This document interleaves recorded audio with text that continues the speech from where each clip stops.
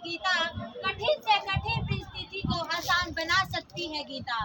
भगवान श्री कृष्ण की वाणी पर हो यदि विश्वास, भगवान श्री कृष्ण की वाणी पर हो यदि विश्वास, तो सामान्य से सामान्य मनुष्य को भगवान बना सकती है गीता, भगवान बना सकती है गीता।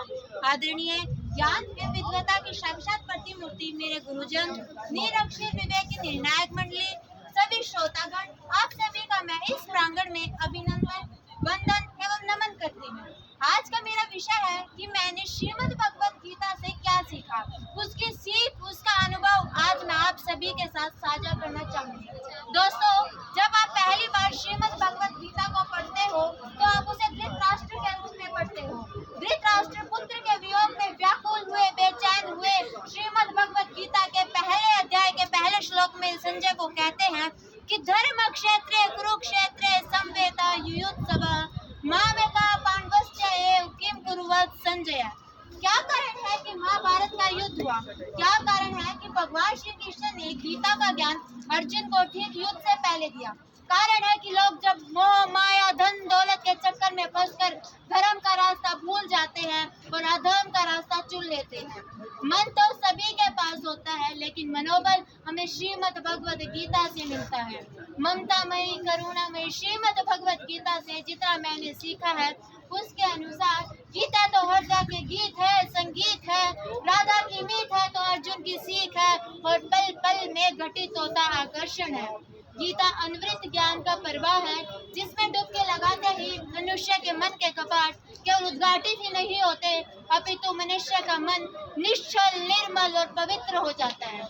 नहीं जाना नहीं समझा तो मानव जीवन ही बेकार है, नहीं जाना नहीं समझा तो मानव जीवन ही बेकार है। जान लिया श्रीमद् भगवत गीता के महत्व को तो मानव जीवन ही साकार है, मानव जीवन ही साकार है। श्रीमद् भगवत गीता हमें नैतिकता का पालन करने की सीख देती है। श्रीमद् भगवत गीता हमें बताती है कि जो आचरण हम अपने साथ अच्छा नहीं मानते वैसा आचरण हमें दूसरों के साथ भी नहीं करना चाहिए। श्रीमद् भगवत गीता से मैंने बहुत कुछ सीखा है। जब मैं किसी उलझन में पड़ जाती तो मेरे मन में यह विचार आने लगते तो मैं इस उलझन से कैसे उभरूं। मैं हर एक तरीकों का सहारा लेती, गूगल का भी मैं सहारा लिया, जिसके बारे में लोग कहते हैं कि इस पर सभी लोगों के प्रश्नों के उत्तर मिल जाते हैं, लेकिन गूगल से प्राप्त उत्तर से मुझे संतुष्टि नहीं मिली।